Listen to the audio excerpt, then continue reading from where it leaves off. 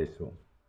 இப்போ நம்ம நிறைய விஷயமான சர்ச்சைகள் மக்கள் புரிதல் காரணமாக ஒரு விஷயத்தை எப்படி புரிஞ்சுக்கிறாங்க, உரிமை எதை எடுத்தாலும் உரிமை உரிமை எதுக்கு உரிமை அப்படிங்கிறதெல்லாம் தெரியல, எல்லாவற்றுக்கும் உரிமை கோர்றாங்க. சரி, இது எதை எடுத்தாலும் ரெஃபர் பண்ணுவாங்க, கான்ஸ்டியூஷனை ரெஃபர் பண்ணுவாங்க. எங்களுக்கு கான்ஸ்டியூஷன் அடிப்படையில் உரிமை இருக்கிறது, அதே மாதிரி ஒரு கடமை இருக்கிறது, பொறுப்பு இருக்குது. அது என்னென்னா அடுத்தவங்களை டிஸ்டர்ப் பண்ணக்கூடாதுங்கிறது.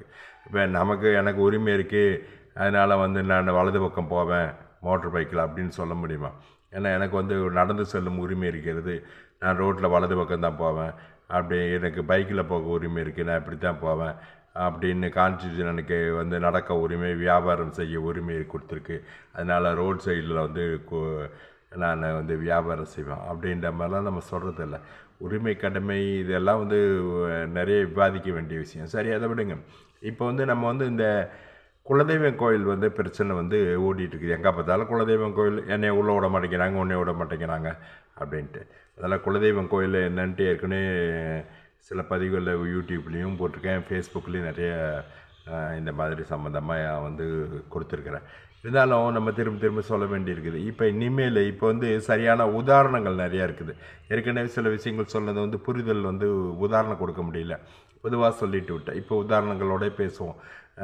அந்த மாதிரி சமூகத்தை பற்றி பேசும்போது சில மனஸ்தாபங்கள் இருக்க தான் செய்யும். ஏன்னா இப்போ என்னமோ சொல்லுவாங்க, டாக்டர்னால் கத்தி எடுத்து வெட்ட தான் செய்யணும். அப்படி தான் சமூகவியலை பற்றி பேசும்போது நீ யார் பேசுகிறதுக்கு, நீ எதுக்கு பேசுகிறதுக்கு, நீ இன்ன காரணத்தினால அது பேசுகிற, இல்லை இன்ன ஜாதி சேர்ந்தவன் பேசுகிற, இன்ன மதத்தை சேர்ந்தவன், இப்படிங்கிற பிரச்சனையெல்லாம் வந்தாலும் நம்ம என்ன பண்ண முடியும், பொறுத்துக்கு தான் செய்யணும். ஏன்னா ஒருத்தருடைய குறையை சுட்டி காட்டாமல் அந்த குறை தீராது. குப்பை இருக்குதுன்னு சொன்னால் தான் குப்பையை பார்த்து கூட்டுவாங்க, ஒட்டடை இருக்குதுன்னு தெரிஞ்சால் தான் ஒட்டடை இருக்கிற இடத்த சுத்தம் பண்ணுவாங்க. அது தெரியாமலே உட்காந்துருக்கிறவங்கள நம்ம சரிவு ஆகும் அப்படின்ட்டு எதிர்பார்க்க முடியாது.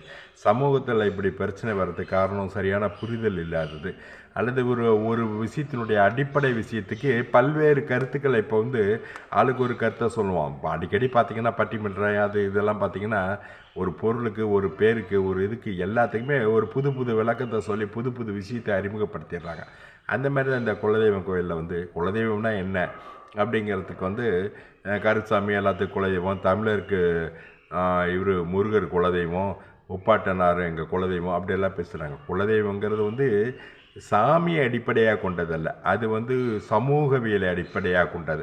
ஒரு சமூகம் எப்படி நடக்கிறது, எப்படி நடக்க வேண்டும், அதனோட நடைமுறை என்னென்ன அப்படின்ட்டு ஒழுங்குபடுத்துறதுக்காக சில வரைமுறை கொண்டு வந்திருக்காங்க. அதில் ஒன்று தான் இந்த குலதெய்வம் வழிபாடு முறை. குலதெய்வங்கிறது எல்லாத்துக்கும் பொதுவானது அப்படிங்கிறது. அது இப்போ சிவன்லாம் எல்லாருக்கும் பொதுவு அப்படின்றோம். சிவனே எல்லாருக்கும் பொதுன்னு கிறிஸ்டின் முஸ்லீம் ஏற்றுக்கிறது இல்லை, அது வேறு விஷயம். சிவன் தானே உலகே ஆள்றாரு, உலகம் முழுக்க பறந்துருக்கிற ஏகம் பரம். அவர் ஏகம் பரம்னா அப்புறம் எல்லாமே அதுக்குள்ளே அடக்கம் தான். அப்புறம் எப்படி அடுத்த 2 ஜீசஸ் வந்தாங்க, அல்லா இருக்காங்க, அவங்க ஏகம் பரம் இல்லையா, அந்த பரத்துக்குள்ளே இருக்காங்களா, பரத்துக்கு வெளியில் இருக்காங்களா அப்படின்னு விவாதிக்கலாம். இதெல்லாம் உருவம், அருவம், வழிபாடு இது கடவுளை வழிபாடுற முறை. ஆனால் இந்த நம்ம உள்ளூரில் இருக்கிற சாமி வழிபாடு, திருவிழா, உள்ளூர் விஷயங்கள், அதாவது ஊர் கோயில், குலதெய்வம் கோயில், அப்புறம் எல்லை கோயில், இதனுடைய அடிப்படை சாமியை தத்துவமாக கொண்டதல்ல. இது சமூக வேலை அடிப்படையாக கொண்ட விஷயங்கள். இதுக்கு அதிகம் ஒன்று போட்டுக்கிட்டு குழப்பக்கூடாது. எனக்கு சாமி குடும்பம் உரிமை இருக்கிறது அப்படிங்கிறாங்க. சாமி கும்பிடும் உரிமை யாருக்கு தான் இல்லை? அதுக்காக நம்ம அடுத்த வீட்டுக்குள்ளே இருக்கிற பூஜை அறையில் போய் சாமி கும்பிடுவோமா? அது அவங்க வீட்டுக்காக வச்சுருக்காங்க. சரி, இப்போ இங்கே என்ன பிரச்சனை? ஒவ்வொரு சமுதாயமும், ஒரு ஊரில் இருக்கிற 2 சமுதாயம் நான் அந்த கோயிலுக்கு போவோங்கிறாங்க, அவங்க இந்த கோயிலுக்கு வர்றாங்கிறாங்க. எங்களுக்கு அது குலதெய்வங்கிறாங்க. ஏன் உங்கள் குலதெய்வத்தில் நாங்கள் கும்பிடக்கூடாதான்னு கேட்குறாங்க. இப்போ தமிழ்நாட்டில் எல்லா சமுதாயத்துக்கும் குலதெய்வம் உண்டு. சிலர் கிறிஸ்துவராக மதம் மாறிடுறாங்க, இஸ்லாமியராக மதம் மாறிடுறாங்க. அவங்க குலதெய்வம் வழிபாடு முறையே மறந்துடுறாங்க. அவங்களுக்குன்னு ஒரு குலதெய்வம் இருக்குது அப்படிங்கிறதையும் மறந்துடுறாங்க. சில சமுதாயம் பெரும்பான்மை மாஸ் கன்வர்ஷனில் மதம் மாறிடுறாங்க. இப்போ அவங்களால தனக்கென்று பெரிய கோயில்களையோ, குலதெய்வ வழிபாடுகளையோ, குலதெய்வ கோயில்களையோ, அந்த காலத்தில் எல்லோரும் சின்ன கோயில் இருந்தாங்க. இப்போ வசதி வந்துச்சு. வீடு எப்படி குடிசை வீட்டிலேருந்து கூரை வீடு ஆகி, ஓட்டு வீட்டிலேருந்து மாடி வீடு ஆகிடுச்சோ, இப்போ எப்படி எல்லோரும் வளர்ச்சி அடைஞ்சாங்களோ அதேமாதிரி எல்லாருடைய கோயிலும் சின்னதாக வேப்பமரத்தில் கட்டின கோயிலெலாம், 4 வேலை வச்சுருந்த கோயிலெலாம் ஓட்டு கட்டடத்தில் இருந்த கோயிலெலாம் இப்போ வந்து பெரிய பெரிய பிரம்மாண்டமாக கோயில் ஆயிடுச்சு. இதே அணுகுமுறையை வந்து சில சமுதாயங்கள் வந்து பரம்பரையாக பின்பற்றிக்கிட்டு இருக்காங்க. சில சமுதாயம் அதெல்லாம் பண்பற்றதை விட்டுட்டாங்க. இப்போ என்ன நினைக்கிறாங்க, எந்த கோயில் வேணுமாலும் நம்ம கும்பிடணுன்னு நினைக்கிறாங்களா, அல்லது நினைக்க வைக்கிறாங்களா, அல்லது வம்புக்கு இருக்கிறாங்களா அப்படிங்கிறது தெரியல. ஏன்னா பார்த்திங்கன்னா ஐயப்பன் கோயிலுக்கு நாங்கள் கும்பிட வருவோம்னு சொல்லிட்டு போராட்டம் நடத்தின பெரும்பான்மையானவர்கள் வந்து முஸ்லீம்கள். இந்த செயின் மனித சங்கிலி 100 கிலோமீட்டர் 150 கிலோமீட்டர்லாம் நின்னாங்க. அவங்களெல்லாம் உள்ளே போங்கன்னா உள்ளே வர போகிறாங்க, யாராவது உள்ளே வந்திருப்பாங்க. இந்த 150 கிலோமீட்டர் நீளத்துக்கு நின்ற முஸ்லீம்கள்லாம் வந்துட்டு நீங்கள் ஐயப்பன் கோயிலுக்கு வரிசையாக போகலாம், அல்லது ஐயப்பன் கோயில் வாசல்லே அவங்க நின்னாங்க, போய் நின்று வரிசையாக மேலே போயிட்டு வாங்கன்னு சொல்கிறதுக்கு. சரி, பெண்கள் தானே போகக்கூடாது, ஆண்கள் அப்போ இஸ்லாமியர்கள் போவாங்களா? கைகோத்து நின்ற கம்யூனிஸ்ட்டுகளும் இஸ்லாமியர்களும். அப்போ இது அவங்க எதுக்கு செய்கிறாங்கங்கிறது தெரியாது. அதே மாதிரி தமிழ்நாட்டில் அடிக்கடி நடக்கிறது, எங்கள் சமுதாயத்தை உள்ளே அனுமதிக்க மாட்டார்கள் அப்படின்னு சொல்கிறாங்க. ஏன்டானா நாங்கள் தாழ்ந்தவர்கள், அதனால உயர்ந்தவர்கள் போகிறாங்க அப்படின்னு. குலதெய்வம் கோயிலை பொறுத்த வரைக்கும் தாழ்ந்தவர்களும் இல்லை, உயர்ந்தவர்களும் இல்லை. அவன் சமுதாயம் அவனுக்கு உயர்ந்தது, அவன் வீடு மாதிரி அது. இப்போ ஒரு சமுதாயம் சொல்லுது, எந்த சமுதாயம் தாழ்ந்தவர் கிடையாது. முதல்ல அவங்களா தாழ்த்திக்கிறாங்க. எந்த சலுகைக்காக வரைமுறைக்காக நான் தாழ்ந்தவன்னு அவங்களா சொல்லிக்கிறேன். யாரும் போய் பிடிச்சிட்டு தலையில் உட்காந்துக்கிட்டு அமுக்கிறது கிடையாது. நாங்கள் அமுக்கப்பட்டவர்கள், அதெல்லாம் ஒன்றும் கிடையாது. எல்லாருக்கும் ஈக்குவலி. ஒரு ஊர் பொது கோயில் திருவிழா நடக்கும்போது எந்த சமுதாயமும் இணையாமல் ஒரு திருவிழாவை நடத்த மாட்டாங்க. அது வந்து தனியாக திருவிழாவில் பற்றி பார்ப்போம். ஒரு சமுதாயம் தனியாக எந்த திருவிழாவும் நடத்துறதில்ல. அதில் பந்தம் பிடிக்கிறதுனா ஒரு ஆள், அறையிறதுனா ஒரு ஆள், மோளம் கொட்டுறதுனா வேறு சமுதாயம். ஒவ்வொரு சமுதாயமும் வந்து ஈடுபாடோடு இருந்தால் மட்டும்தான் ஒரு கோயில் வந்து திருவிழாவே நடக்கும். அதனால் எந்த சமுதாயத்தை புறக்கணித்து திருவிழாக்கள் நடத்துறதில்ல. ஆனால் குலதெய்வங்கிறது வேறு, ஊர்கோயில் வேறு, ஊர்கோயிலினுடைய நீதி வேறு. அதே மாதிரி குலதெய்வங்கிறது வேறு. இப்போ இவங்க சொல்கிறாங்க, இந்த சமுதாயம் அந்த சமுதாயத்தை விடுவதில்லை, அதுக்காக கோர்ட்டு உத்தரவு போடக்கூடாது இந்த மாதிரி விஷயத்துக்கு. ஆனால் போடுறாங்க, என்ன செய்கிறது? ஏன்னா எல்லாம் அனைவரும் சமமான கான்ஸ்டியூஷனில் சொல்லியிருக்குன்னு. அதே கான்ஸ்டியூஷன்லேருந்து இண்டிவிஜுவாலிட்டி சொல்லியிருக்குது. அடுத்தவங்க ஒரு தனிப்பட்ட விவகாரம் வந்து இருக்குது. ப்ரைவேட் லா சொல்கிறோம் நம்ம இதுக்கெல்லாம், அதெல்லாம் எதுக்கு சொல்கிறோம்னு தெரியல. சரி, தனிப்பட்ட உரிமை இருக்குதுல்ல, தனிப்பட்ட கலாச்சாரம் இருக்குல்ல, தனிப்பட்ட சம்பிரதாயம் பண்பாடு இதெல்லாம் இருக்குதுல்ல. அப்புறம் அது இருக்கும்போது எல்லாருக்கும் சமம்னு எப்படி சொல்ல முடியும்? எல்லாரையும் ஒரே சிலை கட்டு இந்தியா முழுக்க அப்படின்னு சட்டத்தில் சொல்லலையே. அப்போ பண்பாடு கலாச்சாரம், அவங்களுடைய குலதெய்வம் வழிபாடு, அதை பற்றியெல்லாம் சொல்லலை. ஏன்னா சட்டம் வந்து இங்கிலாந்து சட்டம், அது இந்திய சட்டம் இல்லை. இந்திய சட்டமாக ஒரு வேளை இருந்திருந்தால் அதெல்லாம் தெளிவாக குறிப்பிட்டிருந்திருப்பாங்க. இன்னும் இந்திய சட்டம் உருவாகலை, இங்கிலாந்து சட்டத்தினுடைய காப்பி அடித்த சட்டம் அப்படின்னு வச்சுக்கிறோம். சரி, ஓகே. இப்போ நான் என்ன சொல்ல வரேன்னா, இப்போ ஒரு குறிப்பிட்ட சமுதாயம் இது வந்து இப்போ யார் செய்கிறாங்கன்னு தெரியல, பட்டியல் இன சமுதாயத்தில் காரங்க உள்ளே போகிறதுனால அனுமதிக்கில்லை அப்படின்னு ஒரு கோயில் சொல்கிறாங்க. இப்போ இந்த திரௌபதி அம்மன் கோயில் எடுத்துக்கலாம். பட்டியல் சமுதாய இனத்தை மட்டும்தான் அவங்க திரௌபதி அம்மனில் வந்து அனுமதிக்கலையா? அப்போ ஒரு ஊர் இருக்காங்க, வேறு சமுதாயத்துக்காரங்கெல்லாம் போய் நாங்களும் போகிறோம்னு ஒரு நாடார், ஒரு கவுண்டரு, ஒரு கொங்கு கவுண்டரு, ஒரு வேட்டு கவுண்டரு, ஒரு செட்டியார், இப்படி பல்வேறு ரெட்டியார், நாய்க்கர், இப்படி பல்வேறு சமுதாயம் இருக்குது. அப்போ அந்த குலதெய்வத்துக்கு இந்த தாழ்த்தப்பட்ட சமுதாயம்னு சொல்லிக்கிற இவங்களை அனுமதிக்கலேன்னு போலீஸ் பாதுகாப்போட உள்ளே அனுமதிக்கிறீங்க. சரி, இவங்க போகிறாங்க, அவங்க தடுக்கிறாங்க. அப்போ மற்ற சமூகமெல்லாம் அந்த கோயிலுக்குள்ளே போகிறதுக்கு உரிமை கொண்டாடுறாங்களா? ஏன் அவங்கெல்லாம் கொண்டாடல, இவங்க மட்டும் கொண்டாடுறாங்க? இப்போ இதுக்கு ஒரு விளக்கு வேணுமில்லை. இப்போ எல்லாருக்கும் தெரியும், ஒவ்வொரு சமுதாயத்திலையும் பல்வேறு குலதெய்வ கோயில்கள் இருக்குது. ஒரு குலதெய்வ கோயிலுக்காரங்க இன்னொரு குலதெய்வ கோயிலுக்கு ஏதோ கூப்பிட்டா போவாங்க, கல்யாணத்துக்கு போகிற மாதிரி. அடுத்தவங்க கல்யாணத்துக்கு ஃப்ரெண்ட்ஸுன்னு சிலர் கூப்பிட்றாங்க, நம்ம போகிறோம். அதுக்காக வந்துட்டு அவங்க கூப்பிடாட்டியும் நான் போவேன், நான் விருந்து சாப்பிடுவேன்னு சொல்கிறதில்ல. அதே மாதிரி இது குலதெய்வ கோயில், அது அவங்க பங்காளியை கொண்டாடுறாங்க, அவங்க கட்டுறாங்க, அவங்க சொந்த செலவில். இது ஒன்றும் அருணாதிரை கோயில் கிடையாது. அதே மாதிரி இன்னொரு சமுதாயம் இருக்குது. இப்போ ஒரு சமுதாயம் வந்து திரௌபதி அம்மனை கோயிலில் கும்பிட்றாங்க. அப்போ இன்னொருத்தங்க வந்து ஏதோ அரசமரத்தானை கும்பிடுவாங்க, செல்லியம்மனை கும்பிடுவாங்க, வேறு ஏதாவது கோயிலை தான் கும்பிடுவாங்களோ வச்சு, நான் இதே கோயிலில் வந்து நான் கும்பிடுவேன்னு யாரும் வந்து கேட்கறது இல்லை. அப்போ பிற சமுதாயமெல்லாம் அந்த கோயில் மேலே உரிமை கொண்டாடும் போது ஒரு குறிப்பிட்ட சமுதாயம் வந்து தனக்குரிய சட்ட பாதுகாப்பை வச்சுக்கிட்டு அடுத்த சமுதாயத்தை தொல்லை பண்ணலாமா? சரி, அவங்க கோயிலுக்குள்ளே இவங்க போகிறாங்கிறாங்க. அப்போ இவங்களுக்குரிய குலதெய்வம் கோயில் எது? அது எங்கே இருக்குது? ஒன்று இல்லைன்னா புதுசாக உருவாக்கிக்கணும். இப்போ அரசாங்கம் இவ்வளவு பாதுகாப்புக்கு உரிய செலவெல்லாம் செய்கிற அந்த அரசாங்கம் அவங்களுக்கு ஒரு குலதெய்வம் கோயிலே இப்போ 1 கோடி ரூபாய்க்கு செலவானா கூட கட்டி கொடுத்துருக்கலாமே. இந்த வெட்டி வேலை இப்போ இவங்களை இணக்கமாக வந்து உருவாக்குறதுக்காக கோயிலில் ஒன்றா கும்பிடுன்னு சொல்கிறாங்களா? எங்கேயாவது நீங்கள் சொல்லுங்கள், எங்கள் வீட்டில் வந்து ஒருத்தர் வந்து சண்டை போட்டுக்கிட்டு இருந்தானா அவங்களோட நம்ம வந்து இணக்கமாக இருக்க முடியுமா? இல்லை இன்னும் பகைமையை அதிகப்படுத்துமா? இந்த மாதிரி கோர்ட்டு உத்தரவு வந்து ஒரு ஊரில் பகைமையை தொடர்ந்து அதிகரிக்கும் ஒழிஞ்சு அது தீர்வாகாது. அரசாங்கம் எடுக்கும் நடவடிக்கையும் அதுக்கு தீர்வாகாது. 2 சமுதாயம் ஒன்றா இருக்கணும்னா ஒருத்தரோட ஒருத்தர் தொல்லை பண்ணாமல் முதல்ல இருக்கணும். நான் உனக்கு தொல்லை பண்ணுவேன்னா நம்ம 2 பேரும் எப்படி ஒரு ஊரில் நிம்மதியாக இருக்க முடியும்? இந்த சமுதாயத்தில் 100 பேர் இருக்கா, அந்த சமுதாயத்தில் 100 பேர் இருக்கிறான்.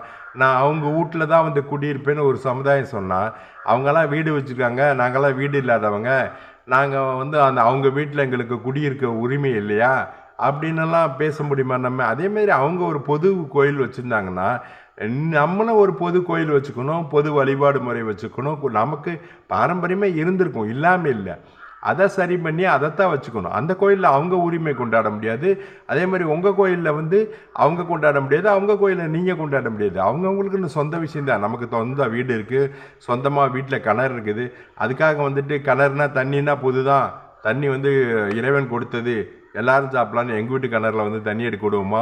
இல்லையே ஒவ்வொருத்தரும் வந்துட்டு வீட்டுக்கு காம்பவுண்டு போட்டு வச்சுருக்குறோம், நான் உங்கள் வீட்டு காம்பவுண்டு எப்படி போடலாம், நான் வர்றேங்கிறதுக்காக தான் காம்பவுண்டு போட்டு வச்சுருக்கேன்னு சொல்ல முடியுமா? இதெல்லாம் வந்து நடைமுறையில் ஒவ்வாதது. குலதெய்வங்கிறது அவங்கவுங்க பங்காளிகளுக்காக ஒரு கோயில் கட்டி வச்சுருக்காங்க. அவங்க பங்காளிகள் சேர்ந்து ஏதோ செய்வாங்க. அதுக்குள்ளே வந்து போய்கிட்டு நம்ம வந்து இன்னொருத்தர் வந்துட்டு இதில் எங்கே வருது பிரச்சனை வருதுன்னா, பட்டியல் ஜாதிக்குன்னு சில வந்து ஒரு அரசு சட்ட பாதுகாப்பு கொடுத்துருக்குது, அதை அங்கே உபயோகப்படுத்துகிறாங்க. ஒருத்தர் போயிட்டு நீங்கள் நிற்கிறீங்க, ஒரு டிஜிபி ஆஃபீஸில் போய் நிற்கிறீங்க, டிஜிபி ஆஃபீஸில் உங்களை உள்ளே விடல, உடனே வந்து டிஜிபி வந்து நான் பட்டியல் இனத்தவர் என்பதால் என்னை உள்ளே விடலின்னு சொல்ல முடியுமா? இல்லை ஜட்ஜி உட்காந்துருக்கிற இடத்துல போய் நீங்கள் கேபினுக்கு உள்ளே போகணுன்றீங்க, அங்கே போய் ஜட்ஜி இருக்கிறாரு உள்ளே விடலைன்னு சொல்கிறாங்க, உடனே வந்து நான் பட்டியல் ஜாதிகாரர் அதனால் என்னை அனுமதிக்கலை அப்படின்ட்டு வந்துட்டு அரசு சட்ட பாதுகாப்போடு போய் அவங்க இதுக்குள்ளே நுழைய முடியுமா? இல்லை எந்த இடத்துல வந்துட்டு நம்ம சட்ட பாதுகாப்பை வந்துட்டு இந்த இந்த நடைமுறையை பின்பற்றுறோம்? இல்லை பிற சமுதாயத்தினர் இந்த நடைமுறையை பின்பற்றுறாங்களா? சரி, ஒரு சமுதாயத்துக்கு அனுமதி கொடுக்கல, பிற சமுதாயம் ஏன் வந்து அந்த இடத்துல கிளைம் பண்ணல? இப்போ எங்களுக்கும் அது பங்காளி கோயில் அல்லது நாங்களும் அந்த கோயிலில் வழிபடும் உரிமை இருக்குதுன்னு வேறு எந்த சமுதாயமும் அங்கே வந்து இது பண்ணாங்களா?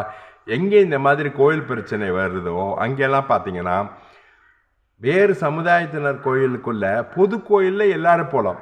இப்போ எங்கள் ஒரு ஊர் கோயில் இருக்குது, இந்த கோயில் இந்த ஊருக்கு சொந்தமானது அப்படின்னா அந்த ஊருக்காரங்கெல்லாம் சேர்ந்து கட்டியிருப்பாங்க. பக்கத்து ஊருக்காரங்க வந்து அது கோயில் தானே நான் உள்ளே வருவேன் அப்படின்ற உரிமை கொண்டாடுறதுக்கு வந்து உங்களுக்கு இது கிடையாது.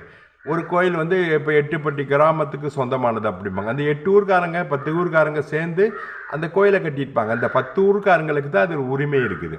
அவங்களுக்குள்ளே உள்ள சமூக இணக்கமாக வாழ்கிறதுக்காக ஒரு பொது கோயிலை கட்டி வச்சுட்டு இந்த 10 ஊருக்காரங்க அந்த பொது திருவிழா நடத்தி அப்படி கொண்டாடுவாங்க. வெளியூர்காரங்களுக்கு வந்து ஏதோ அவங்க அனுமதிச்சா போகலாம், இல்லைன்னா போகக்கூடாது, அதுதான் சரி. நம்ம ஊரில் அதே மாதிரி ஒன்று இருக்கும், நம்ம ஊரில் ஒரு கோயில் இருக்கும், ஒரு அமைப்பு இருக்கும், ஒரு திருவிழா நடைமுறை இருக்கும், அதை தான் பின்பற்றணும்.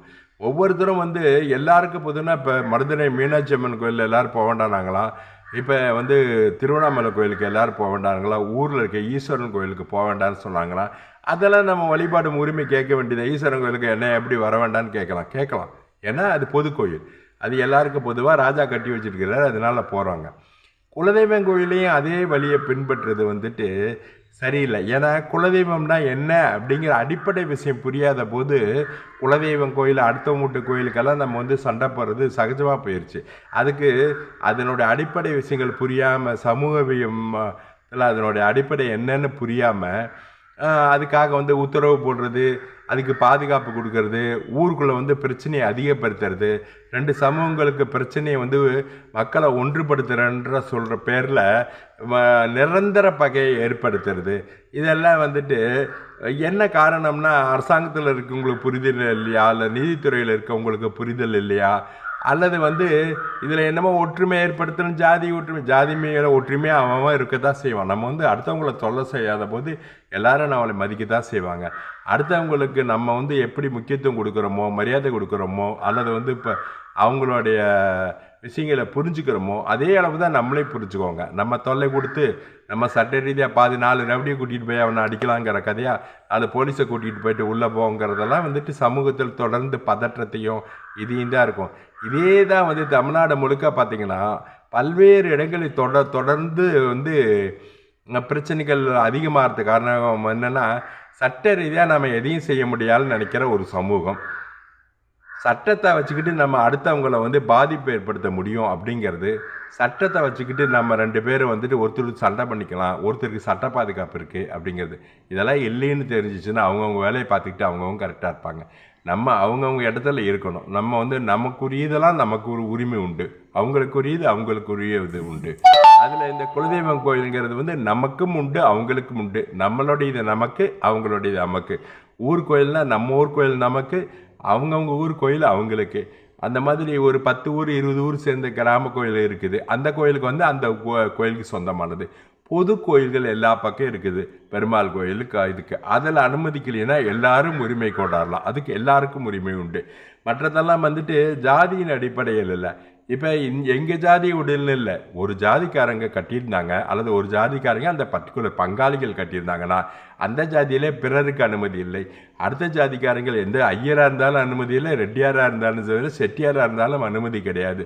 அதில் எங்கள் ஜாதி என்பதால் அப்படிங்கிற ஒரு கிளைமெல்லாம் சொல்ல வேண்டிய அவசியம் இல்லை. இது பற்றி நிறைய புரிதல் வேண்டும். பார்ப்போம், தொடர்ந்து பார்த்து கொண்டே இருப்போம்.